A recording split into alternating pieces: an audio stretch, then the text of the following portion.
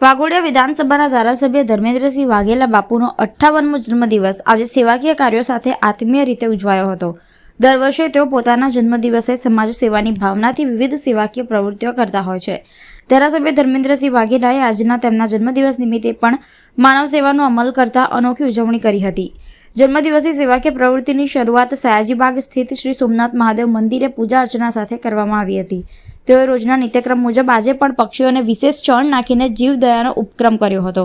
સયાજીબાગ ખાતે યોજાયેલા મુખ્ય સેવાકીય કાર્યક્રમમાં 200થી વધુ દિવ્યાંગજનોને અનાજની કીટ, ધાબળા તથા ભોજન વિતરણ કરવામાં આવ્યું હતું। ત્યારબાદ ગોરજ ખાતે મેન્ટલી ચેલેન્જ્ડ બાળકો સાથે કેક કાપીને જન્મદિવસની ઉજવણી કરી હતી। વાઘોડિયાની કુમાર શાળામાં પણ લગભગ 1200 વિદ્યાર્થીઓ સાથે કેક કાપીને આઈસ્ક્રીમ વિતરણ કરવાની આનંદમય ઉજવણી કરવામાં આવી હતી। ધર્મેન્દ્રસિંહ વાઘેલા બાપુના જન્મદિવસ નિમિત્તે સમર્થકો, શુભચિંતકો અને સંબંધીઓ દ્વારા પ્રત્યક્ષ તેમજ ટેલિફોનિક શુભેચ્છાઓ મળી હતી, જે બદલ તેમણે સૌનો હૃદયપૂર્ણ આભાર વ્યક્ત કર્યો હતો।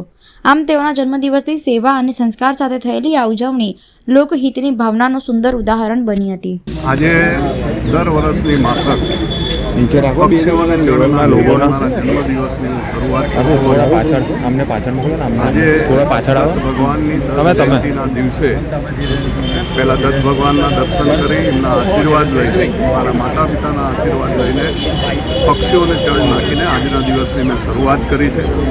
આપ જોઈ રહ્યા છો કે અહીંયા ઘણા બધા અમારા બ્લાઇન્ડ લોકોની ઉપસ્થિતિ છે।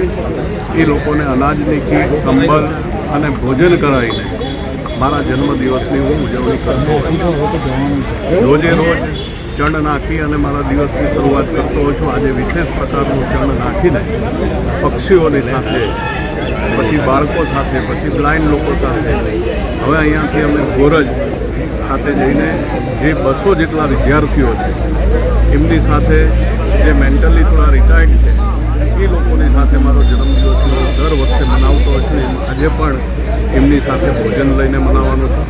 સાથે સાથે વાઘોડિયા ખાતે 1200 જેટલા બાળકો જે સ્કૂલની અંદર દર વર્ષે મારી રાહ જોતા હોય છે, હવે અહીંયાથી એમની સાથે જઈને મારો જન્મદિવસ મનાવું છું। આજના દિવસે જે કોઈ લોકોએ મને ટેલિફોનિક, રૂબરૂ શુભેચ્છાઓ પાઠવી છે જન્મદિવસની, એમનો આપના માધ્યમથી હું હૃદયથી ખૂબ ખૂબ આભાર માનું છું। અને મહાદેવના સાનિધ્યમાં ભોળાનાથની પૂજા કરી અને મેં મારા વિસ્તારના લોકોને અને મારા વડોદરા શહેર જિલ્લાના તમામ લોકોને સુખ, શાંતિ, સમૃદ્ધિ મળે અને સારું આરોગ્ય મળે એ આજના દિવસે દાદાના ચરણોમાં પ્રાર્થના કરું છું। સાથે સાથે આ જે કોઈ લોકો અહીંયા ઉપસ્થિત રહ્યા છે, દર વર્ષની જેમ આવનારા વર્ષોમાં પણ આ બધાની સેવા કરવાનો મને મોકો મળે અને શક્તિ મળે એવી ભોળાનાથના ચરણોમાં